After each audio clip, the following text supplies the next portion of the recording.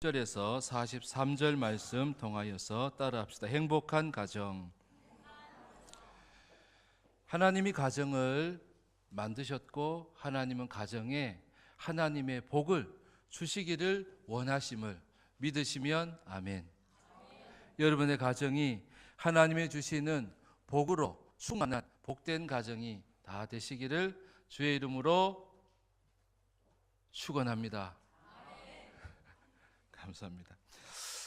자, 오늘 말씀에 보면 다윗이 가정을 축복하는 장면이 나와요. 저도 자, 한번 43절을 봐보세요.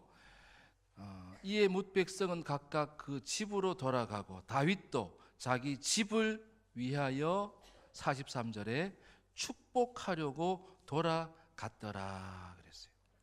여호와의 궤를 옮겨놓고 그리고 레위인들을 통해서 제사장도 삼고 찬양하는 사람, 악기를 연주하는 사람들 이렇게 임명을 하고 세우고 나서 다윗이 집으로 돌아가는데 가서 뭘 해요? 가정을 축복하는 다윗이라는 거예요. 하나님이 다윗을 통하여서 그 가정을 축복해 주시는 장면이라는 거예요. 하나님은 가정을 복되게 해주시는데 다윗을 통하여서 다윗의 집이 복을 받게 하신다는 거죠. 오늘 말씀을 통하여서 저와 여러분이 가정에 축복을 전하는 모두가 되어지기를 주의 이름으로 축원합니다. 하나님이 어떻게 하여서 다윗의 집을 축복하는 자로 다윗을 삼아 주셨는가? 오늘 본문을 통하여서 두 가지로 말씀해 주고 있습니다. 첫째로 따라합시다. 예배자가 되라. 다윗은 예배자가 된 거예요. 그리고 예배를 소중히 여기는 자가 된 거예요. 그리고 예배를 첫째로 여기는 그런 다윗이었다는 거예요. 자, 말씀 37절에서 40절까지 4절 37절에서 40절 말씀 다시 한번 읽어봅니다. 시작. 다윗이 아삽과 그의 형제를 여호와의 언약궤 앞에 있게 하며 항상 그 궤 앞에서 섬기게 하되 날마다 그 일대로 하게 하였고 오벳에돔과 그의 형제 68명과 여두둔의 아들 오벳에돔과 호사를 문지기로 삼았고 제사장 사독과 그의 형제 제사장들에게 기브온 산당에서 여호와의 성막 앞에 모시게 하여 항상 아침 저녁으로 번제단 위에 여호와께 번제를 드리되 여호와의 율법에 기록하여 이스라엘에게 명령하신 대로 다 준행하게 하였고. 아멘. 37절의 주어가 누구냐면 누구예요? 다윗이 이 솔로몬이 성전을 짓기 전에 제사를 두 군데서 드렸음을 오늘 본문도 알 수 있는데 하나는 다윗성 예루살렘 성에 지난주 말씀처럼 오벳에돔의 집에 있던 여호와의 궤를 가져왔는데 그곳이 어디냐면 바로 예루살렘 성이 거기는 궤가 있었어요. 그래서 그 궤 앞에서 아삽과 그의 형제들을 궤 앞에서 하나님을 섬기도록 했다고. 그리고 그러면서 오벳에돔과 그의 형제 68명과 그리고 여두둔의 아들 오벳에돔과 호사를 문지기로 여호와의 궤가 있는 그곳에 휘장이 쳐져 있는 그곳에 바로 문지기로 사람들을 또 지명해서 임명을 해요. 세운 거예요. 그 다음에 공간이 달라지는데 39절에 보면 제사장 사독과 그의 형제 제사장들에게는 어디로 가서 기브온 산당에서 여호와의 성막 앞에 모시게 하여 그랬어요. 그러니까 여호와의 궤는 예루살렘 성에 있고 여호와의 성막은 기브온이라고 하는 곳에 산당인데 기브온 산당에다가 여호와의 성막을 모셔놓고 거기에서는 사독과 그의 형제 제사장들이 하나님을 섬기도록 했다는 거예요. 그러면서 항상 아침 저녁으로 하루를 시작하고 하루를 마칠 때 알파와 오메가 되듯이 그들도 아침과 저녁으로 바로 제사를 드렸고, 그리고 말씀에 기록한 대로 다 준행해서 행하도록 다윗이 제사를 지시했다는 거예요. 왕이 되고서 우선하여서 여호와의 궤를 모셨어요. 뭐 하려고요? 예배를 드리려고. 하나님께 사울은 안 여쭙지만 다윗은 하나님께 여쭤보려고, 그러면서 제사를 지내기 시작했고 사람들을 임명해서 또 문제기와 예배자와 그 다음에 제사장과 찬양자들을 세워 가지고 예배를 드린 거예요. 다윗이 어떤 자가 된 거예요? 예배자가 된 거예요. 따라합시다. 다윗은 예배자다. 다윗은 예배를 소중히 여겼고 예배를 친히 드렸고, 그리고 예배를 우선하고 어떤 시작과 끝에도 예배를 드리면서 바로 시작하는 그런 다윗 왕이 예배자였고, 그 예배자를 통하여서 그 가정을 축복해 주셨다는 거예요. 가정이 복을 받는 비결은 예배자가 있어야 되는 거예요. 따라합시다. 예배자가 되라. 예배자가 되어졌을 때에 그 자를 축복의 통로로 삼으신다는 거예요. 가정에 복을 주고 싶어 하시는데 그 가정의 복을 누구를 통하여서? 예배자를 통하여서, 예배자가 된 다윗을 통하여서 그 가정을 축복해 주시더라는 거죠. 여러분, 예배자가 다 되어질 수 있기를 바랍니다. 예배자가 된다는 것은 어떤 의미가 있는가? 예배자가 된다는 것은 내가 하나님으로부터 가르침을 받는 거예요. 성경에는 스승이 함부로 되지 말라고 그랬어요. 스승이 함부로 되지 말라고 그랬어요. 근데 스승 없이는 제자가 있을 수 없어요. 가르쳐주는 교사 없이 학생들이 잘할 수가 없는 거예요. 선생님 없이 배울 수가 없는 거예요. 그래서 스승이 되는 것이 참 힘들다고 했지만, 되지 말라고도 했지만 없어서는 안 되는 거예요. 그런데 훌륭한 선생님은 뭐냐면 바로 하나님으로부터 배우는 자예요. 배우는 자. 그래서 예배자에게는 하나님께서 뭘 해주시느냐? 가르쳐 주시는 거예요. 가르침을 받고서 가르치는 자가 되는 거예요. 자, 다윗이 예배자가 됐는데 가르쳐 주시는 거예요. 예배를 통하여서 가르쳐 주시는 거예요. 하나님의 마음을 가르쳐 줘요. 제가 주중에 어떤 분을 만나러 가는데 그 만나러 가면서 하나님, 내가 어떤 말을 할까요? 그런데 하나님께서 하라는 말도 가르쳐 주시는데 하지 말라고 하시는 말씀도 가르쳐 주시더라고요. 근데 갔다가 만나고 돌아오면서 제가 땅을 치고 후회를 했어요. 하지 말라고 하는 말을 한 거예요. 하지 말라고 한 말을 한 거예요. 불순종했어요. 그래서 제가 회개했어요. 그 말은 뭐냐면 하나님은 우리에게 뭘 가르쳐 주시냐면 해야 할 말도 가르쳐 주시는 하나님이세요. 근데 다윗은 어떤 사람이었냐? 예배를 통하여서 하나님의 가르쳐 주시는 것을 받는 사람이었고 그것을 가정에 전하는 사람이었어요. 하나님께서 이런 마음을 가르쳐 주셨다고, 이런 생각을 가르쳐 주셨다고, 이런 말을 가르쳐 주셨다고, 그러면서 그 가르쳐 주신 대로 말을 가정에다가 옮기는 사람이었어요. 그래서 그 가정이 복을 받게 되는 거예요. 예배를 할 때마다 하나님은 뭘 해주시는가? 가르쳐 주신다는 거예요.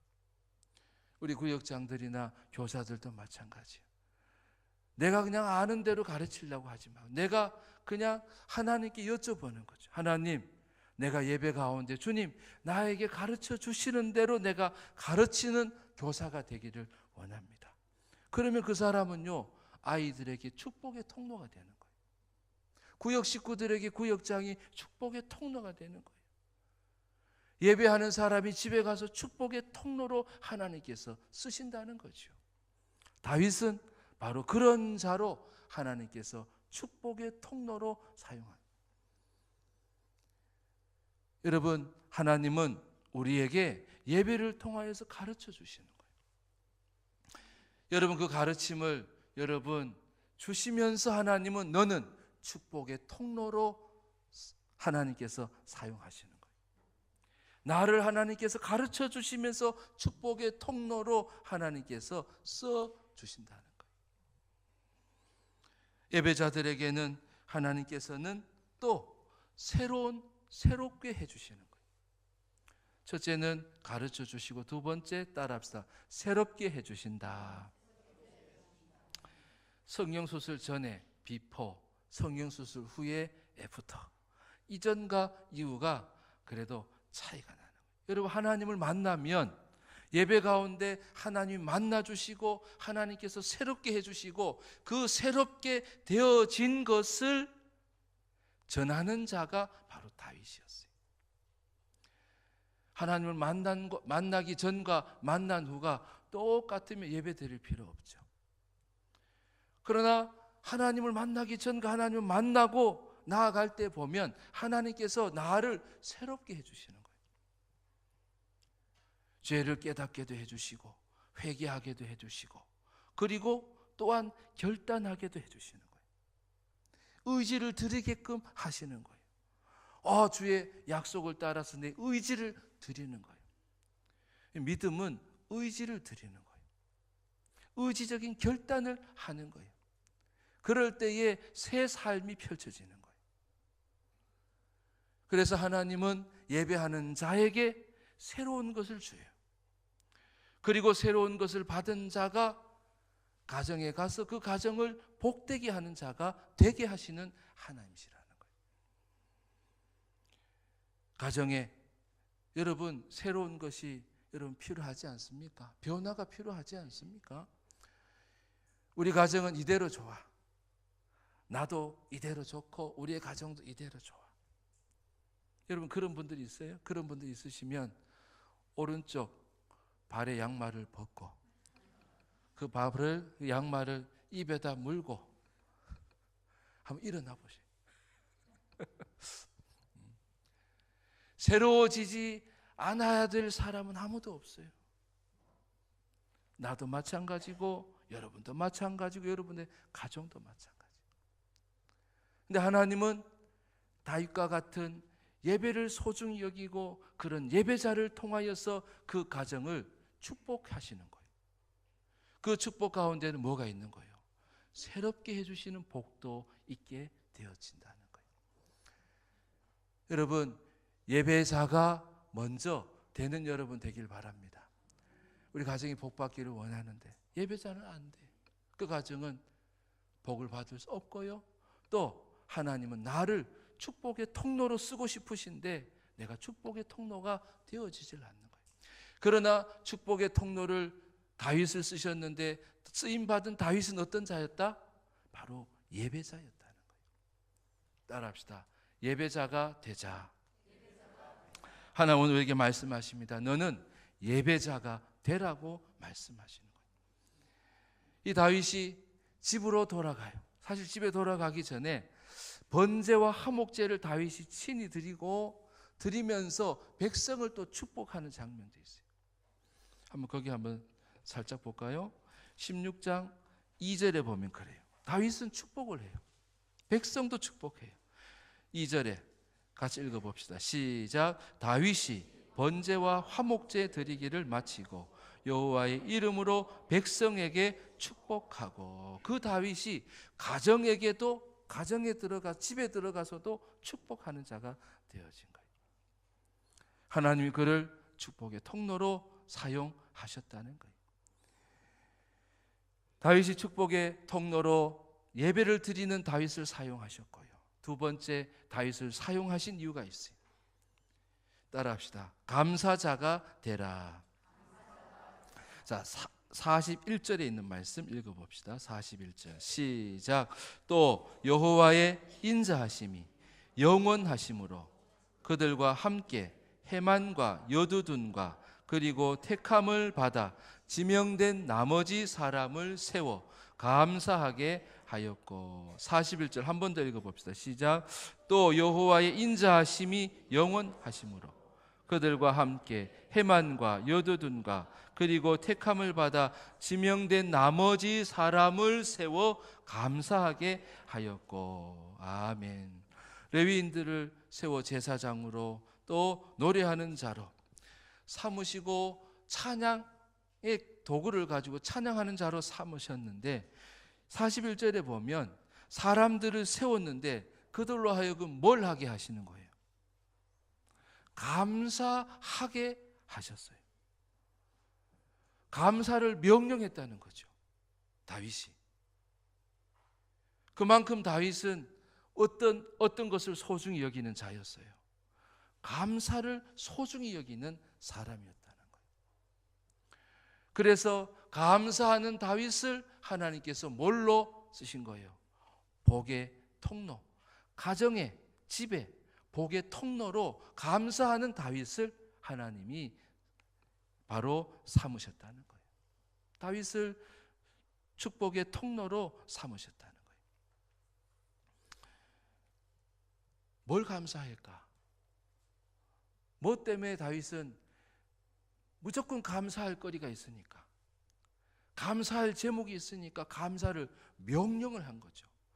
그리고 감사가 많으니까 여러 사람들을 통하여서 너희들은 감사만 찾으라는 거예요. 그리고 감사만 하라는 거예요. 하나님은 뭘 주시기 때문에 감사할 거리를 반드시 주신다는 믿음이 다윗의 믿음이었던 거예요. 41절에도 나와 있죠. 감사의 이유, 여호와의 인자하심이 영원하심으로. 하나님의 사랑이, 인자한다는 것은 사랑, 자비로 달렸을 수 있어요. 하나님의 사랑이 영원하시기 때문에 다윗은 감사를 명령하고 있어요. 하나님이 나를 사랑하심에 있어서, 여러분을 사랑하심에 있어서 하나님은 변하셔요? 변치 않으신다는 거예요. 내가 일을 잘할 때도 못할 때도, 내가 수고를 많이 할 때도, 수고를 조금 아끼고 조금 할 때도 하나님은 나를 어떻게 하신다는 거예요? 여전히 사랑하신다는 거예요. 믿으시면 아멘. 남편이 돈을 많이 벌어오고 돈을 많이 벌어오지 못해도 하나님은 남편을 어떻게 하신다? 왜 대답 안 하셔? 사랑하시는 거예요. 아내가 요리를 맛나게 하고 맛없게 이렇게 간도 잘 못 맞추고 이래도 아내를 하나님 어떻게 하신다는 거예요? 사랑하신다는 거예요. 우리의 사랑이 여러분 그런 사랑 되어야 될 줄 믿습니다. 사람을 보고 막 판단하고 이러면 안 돼요. 그러니까 다윗은 감사할 수 있는 거예요. 감사할 수 있는 거. 하나님, 내가 전쟁에 나가서 싸우고 질 때도 있고 이길 때도 있는데, 그럴 때도 하나님 나에게 용기를 북돋워 주시는 그 하나님, 내가 너를 변함없이 사랑한다고 말씀하시는 그 하나님 때문에 다윗은 감사를 명령하는 거예요. 감사자예요. 감사자. 감사하는 자가 아니고 감사하는 자예요. 감사하는 자. 감사를 하면서 다윗은 뭘 깨닫는 거예요? 하나님은 나를 향하신 사랑이 변함없다. 이 백성을 향하신 사랑에 하나님은 변함이 없다. 그러니 감사를 찾으라고. 반드시 하나님은 우리를 변함없이 없던 모양으로든 사랑하고 계신다는 것을 너희들이 찾으라고. 그리고 알고 그리고 감사만을 하라고 말씀하고 있다는 거예요. 여러분, 하나님께 감사를 드리는 여러분 되기를 바랍니다. 그 자가 축복의 통로예요. 하나님 그 자를 축복의 통로로 사용하신다는 거예요. 자녀들이 복되게 살기를, 행복하게 살기를 원하면 내가 뭐 해야 돼요? 감사하는 자가 돼야 돼요. 내가 맨날 불평하고 불만하고 이러면요, 축복의 통로가 될 수 없어요. 복을 전하는 엄마가 될 수 없어요. 복을 전하는 아빠가 될 수 없어요. 손주들을 귀여워서 눈에 넣어도 안 아까운데 축복하고 싶은데 내가 감사자가 되지 않으면 복의 통로가 내가 될 수 없다는 거예요. 마음은 원인데 안 되는 거예요. 데살로니가전서 5장 18절에 범사에 감사하라. 이것이 하나님의 뜻이라고 말씀. 어제가 5.18이었는데 기억하기 좋아요. 데살로니가전서 5장 18절. 모든 일에 감사하라는 거예요. 모든 일에 감사할 수 있는 이유는 하나님이 그래도 나를 사랑하고 계시기 때문에, 그래도 하나님이 나를 변함없이 사랑하고 계시는 그분이 계시기 때문에.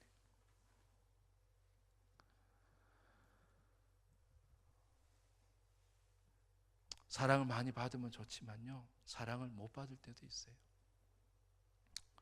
부모님의 사랑을 많이 받으면 좋지만 그렇지 못한 경우도 있어요. 사람들로부터 사랑을 많이 받으면 좋지만 못 받는 경우도 있을 수 있어요. 그래도 감사하라는 거예요. 왜요? 하나님 한 분은 나를 사랑하고 계시기 때문에.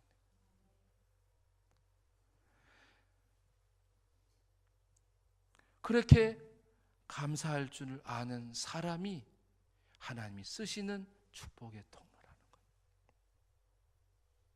여러분, 감사자가 다 되시길 바랍니다. 오늘 이렇게 말씀을 이렇게 보면 가정에 축복을 하러 다윗이 들어가는데, 들어가기 전에 다윗이 뭘 해요? 성막에 있는 거예요. 기브온 산당에도, 그리고 또한 예루살렘 성에, 여호와의 궤가 있는 곳에, 여호와의 성막이 있는 곳에 제사를 권하고 명령하고 그리고 제사에 참여하는 자가 되어진 거예요. 여러분, 예배를 드리지 않고 집에 가면 된다 안 된다? 대답 좀 해보셔요. 잘 안 들려요? 예배를 드리지 않고 교회에 들러서 집에 가지 말이죠. 교회를 들러서 집에 가야 된다는 거예요. 예배자가 돼야 가정을 복되게 한다는 거예요. 감사자가 되어야 바로 축복의 통로가 되어진다는 거예요. 우리 가정이 복받기를, 여러분의 가정이, 모두의 가정이 복받기를 하나님께서 원하셔요. 그래서 여러분, 우리의 가정을 복받기 전에 여러분 예배자가 되기를 바랍니다. 그리고 하나님께서 주시는 감사를 찾고 또 감사를 늘 말하고 또 감사하는 감사자가 되기를 주의 이름으로 축원합니다. 여러분의 가정이 복된 가정을 또 누리고 있습니까? 또 여러분의 가정이 복된 가정이 되기를 여러분 원하십니까? 또 내가 다윗처럼 내가 축복의 통로가 되어지기를 원하십니까? 하나님을 만나고 또 하나님은 만나 주시고 그리고 나를 새롭게 해주시고 또한 나에게 많은 것을 가르쳐 주시고 가르쳐야 할 것을 가르쳐 주시는 그런 예배자가 되라고 말씀하십니다. 하나님의 사랑, 변함없는 그 사랑을 깨닫고 또 그 사랑이 내게 있음을 알고 감사자가 되라고 말씀하십니다. 하나님은 여러분을 축복의 통로로 삼으실 것입니다. 하나님은 여러분을 통해서 가정을 복되게 하실 것입니다. 하나님은 여러분을 통하여서 여러분의 일터를 다윗이 모든 백성에게 축복했던 것처럼 많은 사람들을 복되게 할 자로 하나님은 여러분을 삼아 주실 것입니다. 여러분을 복의 통로로 사용해 주실 것입니다.